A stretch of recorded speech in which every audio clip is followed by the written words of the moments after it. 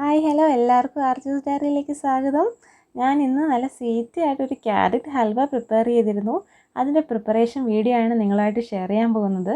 അതിനു മുന്നേ ആരെങ്കിലും ആദ്യമായിട്ടാണ് എൻ്റെ ചാനൽ കാണുന്നതെങ്കിൽ പ്ലീസ് ഡു സബ്സ്ക്രൈബ്. അപ്പം നമ്മുടെ ഹൽവയ്ക്ക് വേണ്ടിയിട്ട് ഞാനൊരു പാൻ എടുത്ത് അടുപ്പിൽ വെച്ച് നല്ലപോലെ ചൂടാക്കിയിട്ടുണ്ട്. അതിലേക്ക് ഞാൻ 1 സ്പൂൺ നെയ്യ് ചേർത്ത് കൊടുക്കുകയാണ്. 1 സ്പൂൺ മുതൽ 1.5 സ്പൂൺ നെയ്യ് വരെ ആദ്യം ചേർത്ത് കൊടുക്കാം.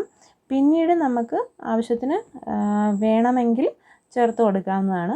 അപ്പോൾ ആദ്യം ഞാൻ ആ നെയ്യെല്ലാം നല്ലപോലെ ഉരുക്കിയെടുത്തിട്ടുണ്ട്. അതിലേക്ക് ഞാൻ കാഷ്യൂ നട്ട്സ് ഇട്ട് കൊടുക്കുകയാണ്. കാഷ്യൂസ് എല്ലാം നല്ലപോലെ മൂപ്പിച്ചെടുക്കാൻ വേണ്ടിയിട്ട്. ഈ കാഷ്യൂ എന്ന് പറയുന്നത് തീർച്ചയായും ഓപ്ഷണലാണ്. ആവശ്യമുണ്ടെങ്കിൽ മാത്രം യൂസ് ചെയ്താൽ മതി. അതോടൊപ്പം തന്നെ ഇതിൻ്റെ അളവും ഓപ്ഷണലാണ്. ഓപ്ഷണലല്ല മീൻസ് ഡിപ്പെൻസ് ആണ്. കൂടുതലായിട്ട് വേണ്ടുന്നവർക്ക് കുറച്ചുകൂടി ആഡ് ചെയ്യാവുന്നതാണ്.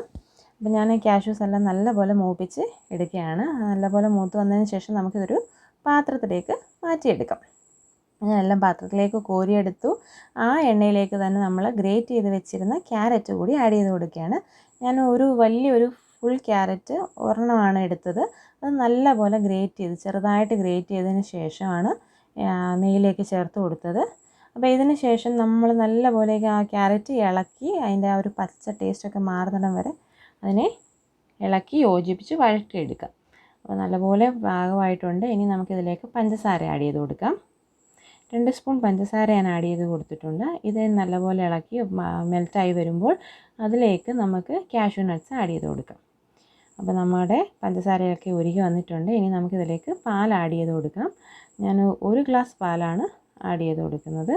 അതായത് നമ്മുടെ ആ ഒരു ക്യാരറ്റ് ഫുള്ളായിട്ട് അതിനകത്ത് സിങ്കായി കിടക്കുന്ന പരുവത്തിന്.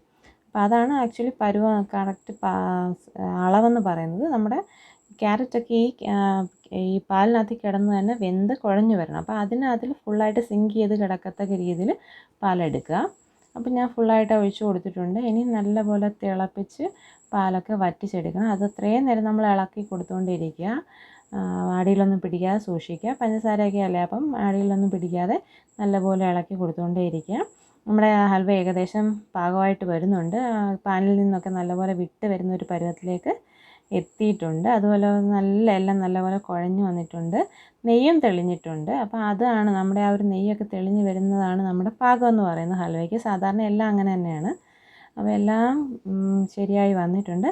ഇനി ഞാൻ ഇതിപ്പോൾ തീയിൻ്റെ ഓഫ് ചെയ്തതിന് ശേഷം ഞാനൊരു പാത്രത്തിലേക്ക് മാറ്റാം. നമ്മുടെ ഹൽവയൊക്കെ നല്ലപോലെ റെഡി ആയിട്ടുണ്ട്. ഞാനിതിനെ ചെറിയൊരു പാത്രത്തിലേക്ക് മാറ്റാൻ പോവുകയാണ്. അപ്പോൾ നമ്മുടെ ഹൽവ ഞാനൊരു പാത്രത്തിലേക്ക് മാറ്റിയതിന് ശേഷം 1 മണിക്കൂറോളം ഇതിനെ ഒന്ന് സെറ്റ് ആവാൻ വേണ്ടി റൂം ടെമ്പറേച്ചറിൽ തന്നെ വെക്കുന്നുണ്ട്. അതിന് ശേഷം മാത്രമേ സെർവ് ചെയ്യത്തുള്ളൂ. അപ്പം നിങ്ങളും ഇതുപോലെ തന്നെ എല്ലാവരും ട്രൈ ചെയ്ത് നോക്കുക. ഈ വീഡിയോ ഇഷ്ടപ്പെട്ടെങ്കിൽ എല്ലാവരും തന്നെ ലൈക്ക് ചെയ്യുക, ഷെയർ ചെയ്യുക, കമൻറ്റ് ചെയ്യുക. അപ്പം എല്ലാവരും തന്നെ ട്രൈ ചെയ്ത് നോക്കിയിട്ട് അതിൻ്റെ അഭിപ്രായങ്ങളും തീർച്ചയായിട്ടും കമൻറ്റ് ചെയ്യേണ്ടതാണ്. നിങ്ങളുടെ കമൻസുകളും ലൈക്കുകളുമാണ് നമ്മുടെ സപ്പോർട്ട് എന്ന് പറയുന്നത്. അപ്പം നല്ല സ്വീറ്റി ആയിട്ടുള്ളൊരു ഡിഷ് തന്നെയാണ്. എല്ലാവരും തന്നെ ട്രൈ ചെയ്ത് നോക്കുക. കുഞ്ഞുങ്ങൾക്കൊക്കെ വളരെ ഇഷ്ടപ്പെടും. അതുപോലെ ഇപ്പം നല്ല ഹെൽത്തിയും കൂടിയാണല്ലോ. അപ്പോൾ അടുത്ത വീഡിയോയിൽ കാണുമ്പോഴേക്കും ബൈ ബൈ. Thank you.